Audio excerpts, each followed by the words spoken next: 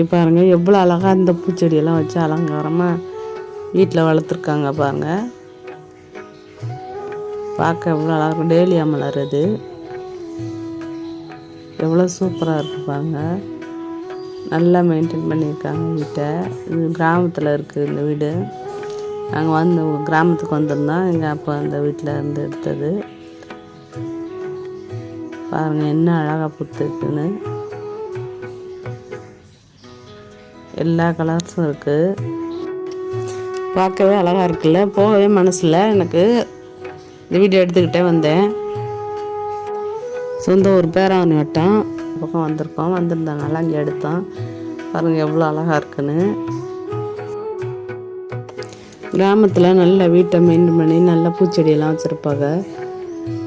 பாருங்கள் எவ்வளோ அழகாக இருக்குன்னு.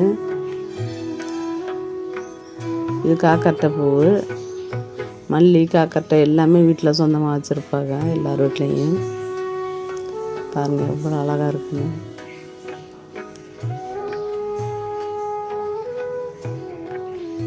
நல்லா சூப்பராக அழகாக மெயின்டைன் பண்ணி அழகாக இருக்குது பாருங்கள்.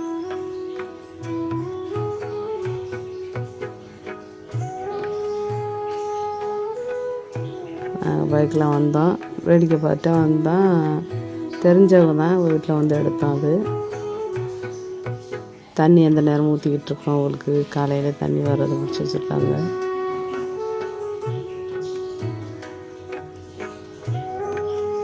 இந்த அழகுக்காக வைக்கிற பொருள்லாம் வச்சுருக்காங்க. பார்க்கவே எவ்வளோ ரம்மியமாக இருக்குது பாருங்கள் வீடு. பூச்செடியெலாம் வச்சாதாங்க வீட்டுக்கு அழகு. பாருங்கள் எவ்வளோ அழகாக இருக்குன்னு. இந்த செடி பழம் மாதிரி இருக்கும்ல அந்த செடி இது. இது சாப்பிட்ற பொருள் இல்லை.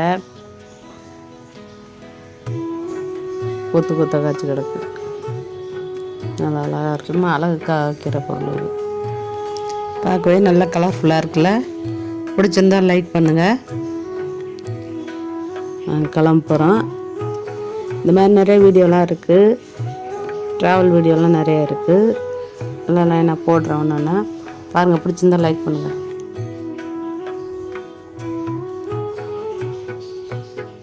கிளம்பிட்டோம்.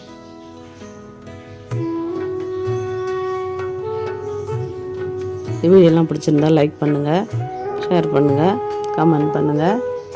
மறக்காமல் சப்ஸ்கிரைப் பண்ணுங்கள். பாய்.